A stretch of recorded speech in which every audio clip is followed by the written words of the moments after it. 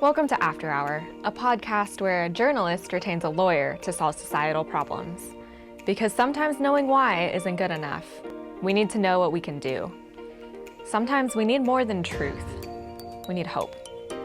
I'm Jane Steele, your host and investigative journalist here with Joseph, the managing partner of Tsang & Associates. Today, we're dealing with immigration fraud.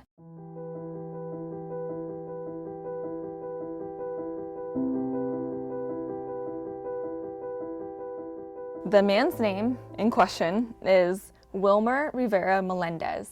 And this man essentially pretended to be a lawyer, taking all of his clients' fees, but then through his actions, instead of helping his clients, he was responsible for initiating their deportation. He pretended to be a lawyer and offered to help more than a dozen undocumented Guyanese immigrants in Brooklyn get green cards. He had all of these immigrants sign a notice of entry, empowering him to represent them in court, and they agreed to wire money directly into his bank account. His actions led federal immigration officials to begin deportation proceedings against these 14 immigrants. And once it all started to fall apart, he would avoid their calls. He eventually even changed his phone number so they wouldn't contact him.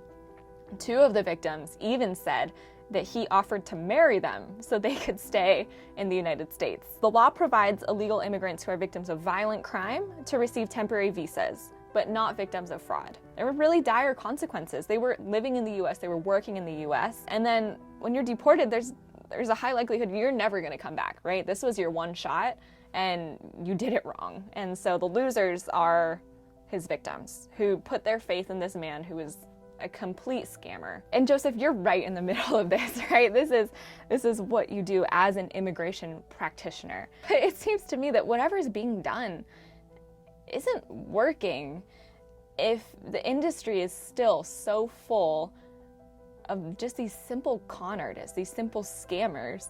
So Joseph, I want to bring this to you and just ask, firstly, what is being done? And secondly, how can we improve?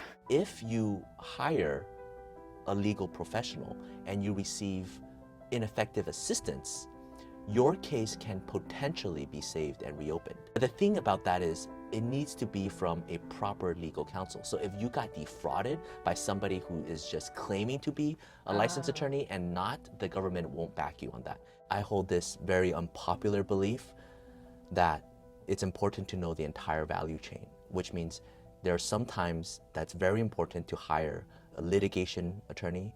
Some people need to hire a transactional attorney. Some people don't need to hire an attorney. One potential way is to allow for non-lawyers to provide legal service.